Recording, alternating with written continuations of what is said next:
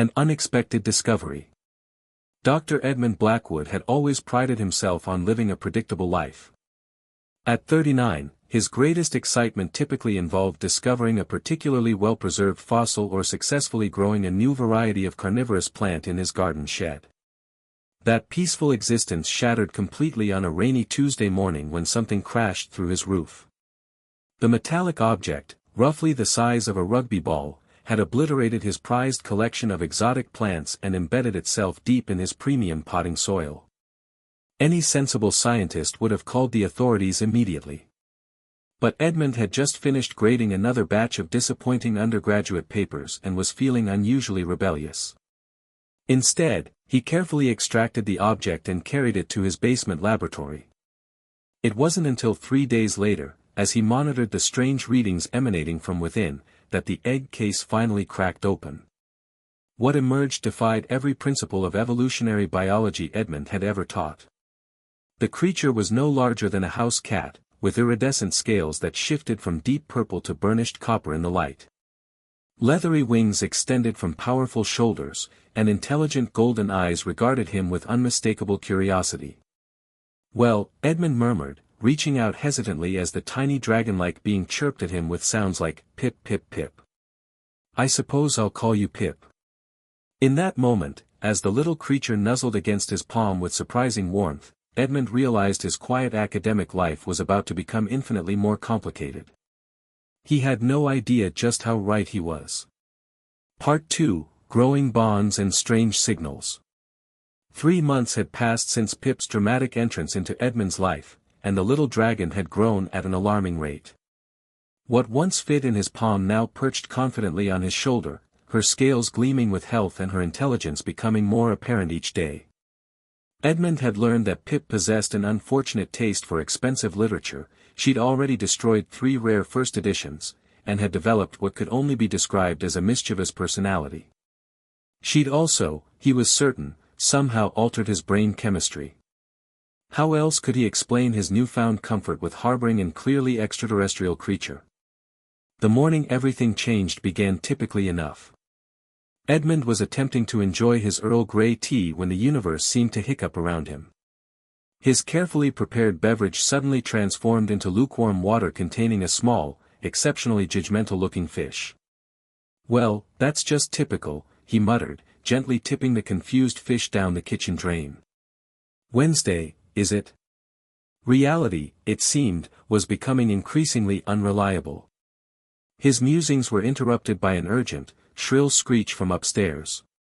Edmund sighed and abandoned his kettle, trudging up to find Pip perched atop his now empty bookcase, happily shredding what appeared to be another irreplaceable text. "Pip, what have I told you about the bookshelves?" he called out, but before he could scold her further, a strange vibration began emanating from his basement. Pip immediately stiffened, her head swiveling toward the door with laser-like focus. Without warning, she leaped down and scurried toward the basement stairs with uncharacteristic urgency. "Pip, wait!" Edmund called, hurrying after her. Whatever was happening had clearly agitated the little dragon, and an agitated Pip had previously resulted in a small kitchen fire and one extremely confused postman who now refused to deliver to Edmund's address. As they descended into the basement, the vibration intensified into an audible hum that made Edmund's teeth ache. In the center of his laboratory, the metal container that had once housed Pip's egg was now hovering 3 feet above his workbench, spinning rapidly and emitting pulses of blue-green light. "That's new," Edmund observed, though Pip chirped excitedly beneath the floating object, as if she'd been expecting this moment all along. The portal opens. The egg case suddenly stopped spinning and emitted a brilliant beam of light that enveloped Pip entirely. Edmund lunged forward with a cry of alarm, but before he could reach her, the light pulsed once, twice, and then both Pip and the egg case vanished with a sound like a champagne cork being pulled underwater. "Pip!" Edmund's voice echoed in the suddenly silent basement. For 3 agonizing seconds, nothing happened. Then, with a noise like thunder trapped underwater, the air in the center of the room twisted, stretched, and tore open. Through the ragged hole in reality, Edmund could see stars, not the familiar constellations visible from Earth, but alien patterns against the velvet backdrop of deep space. Silhouetted against those distant stars was an enormous shape that Edmund's brain initially refused to process.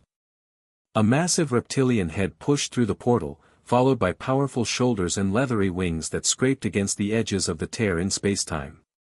The creature that emerged into Edmund's basement was unmistakably a dragon, a full-grown version of Pip, but 20 times larger and infinitely more terrifying.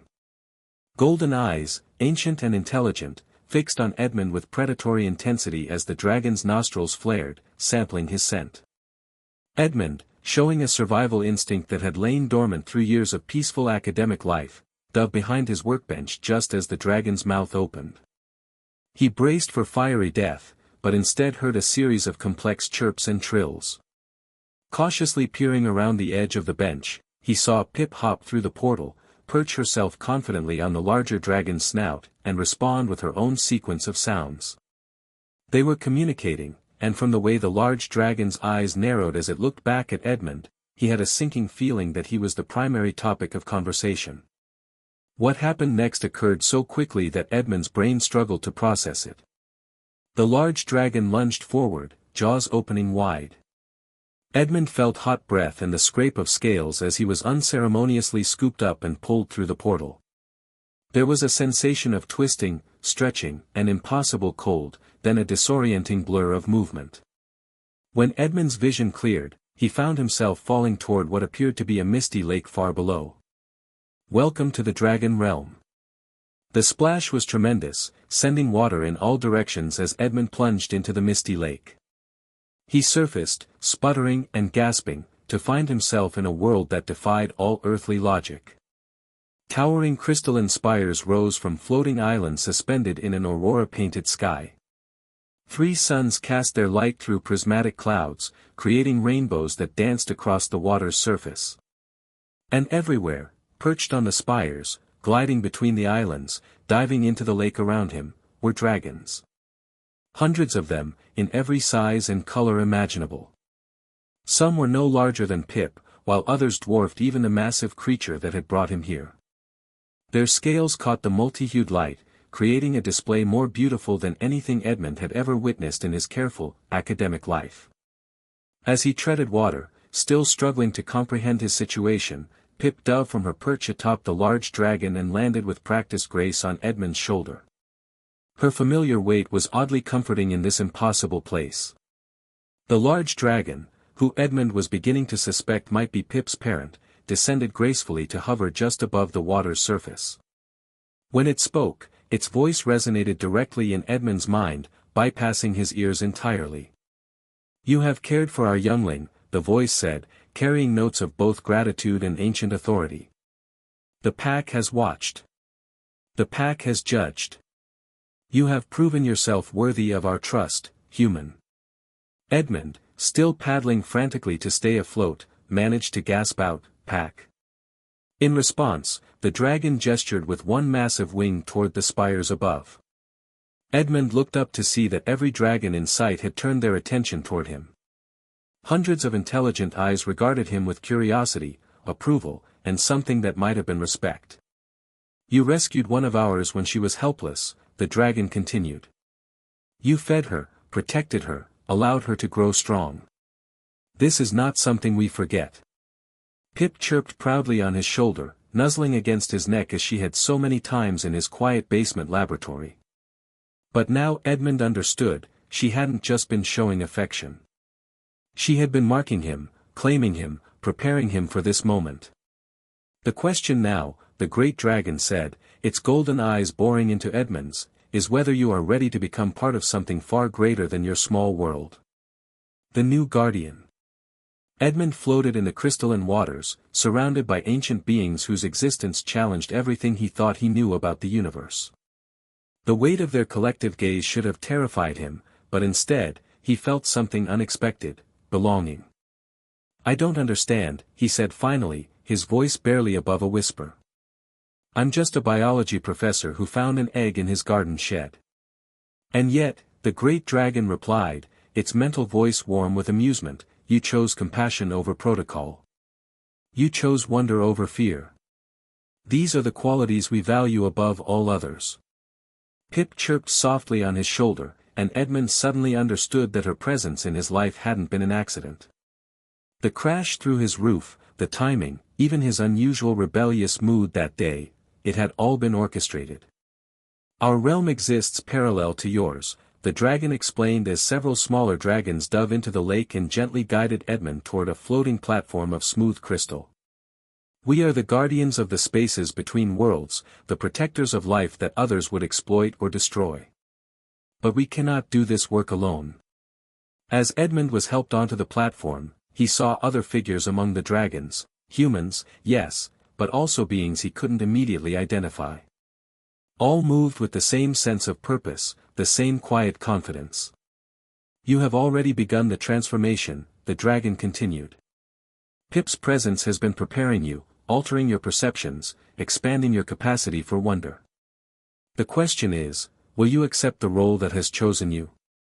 Edmund looked around at the impossible beauty surrounding him, then down at Pip, who regarded him with those intelligent golden eyes he'd grown to love. He thought of his quiet life, his predictable routines, his carefully maintained academic distance from anything truly extraordinary. Then he thought of the moment Pip had first chirped at him, of the warmth of her scales against his palm, of the pure joy he'd felt watching her grow and learn. He realized that for the first time in his 39 years, he had felt truly alive.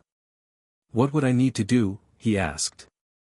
The great dragon's expression, if dragons could be said to have expressions, seemed to smile. Return to your world. Continue your work.